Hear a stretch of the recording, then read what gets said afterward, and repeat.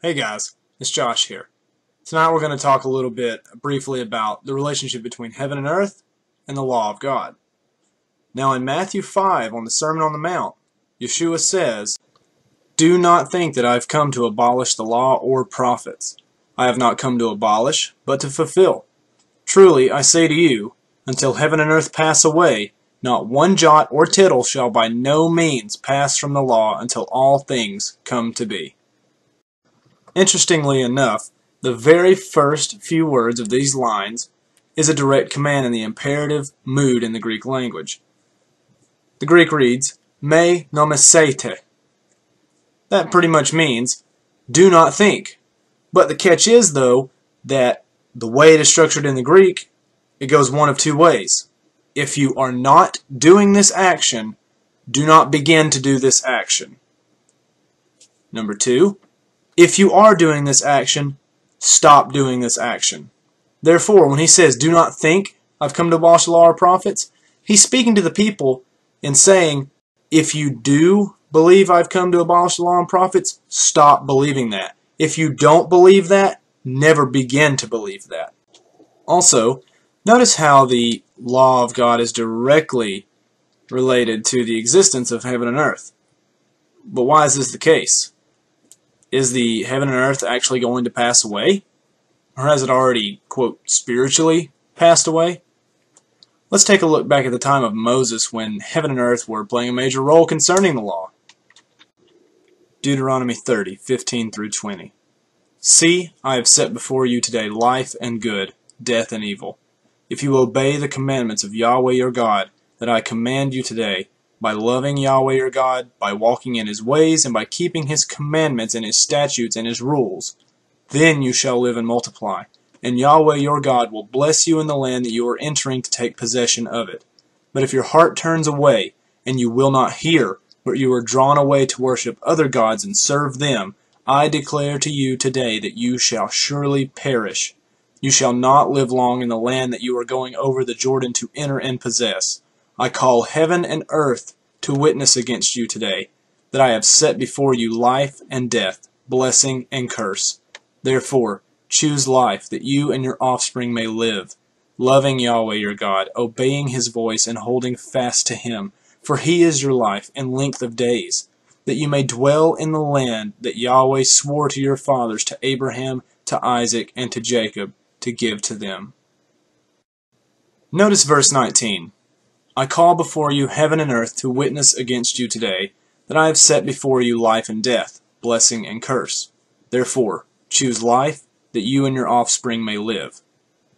One must understand that the book of Deuteronomy is the reiteration of the entire Pentateuch, that is, Genesis, Exodus, Leviticus, Numbers, which are the first four books of the Pentateuch.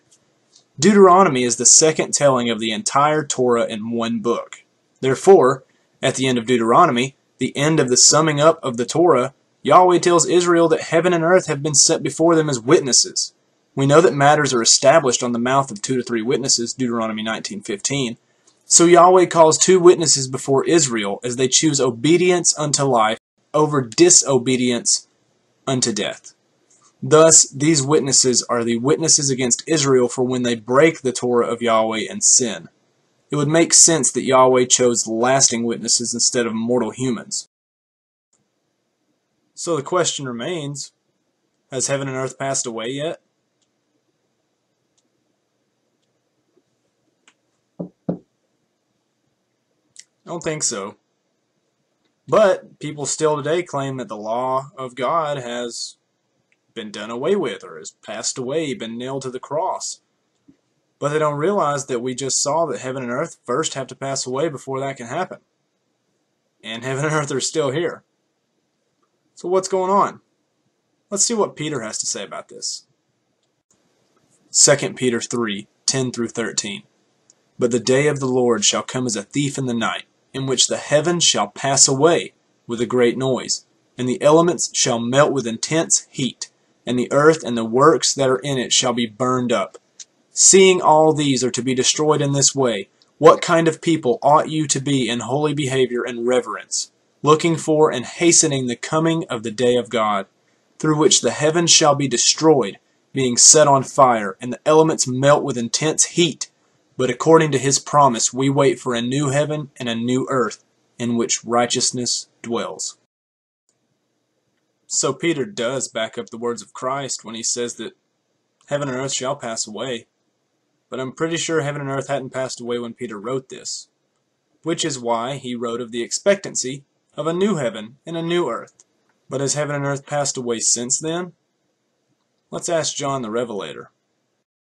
Revelation 20:14 through 21:1. And death and the grave were thrown into the lake of fire. This is the second death.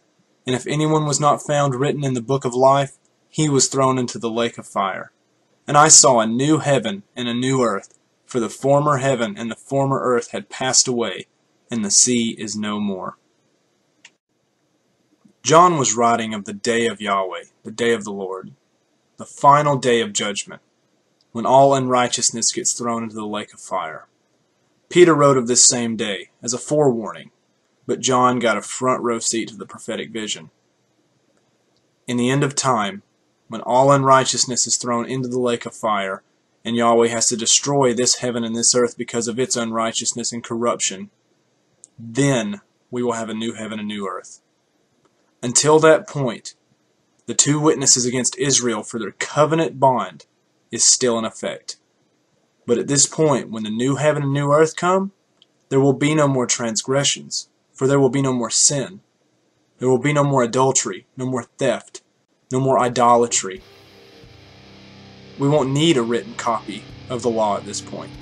That's why everything has to come to be before it can pass away.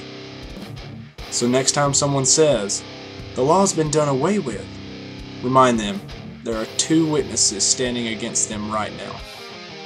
We hope this has blessed you.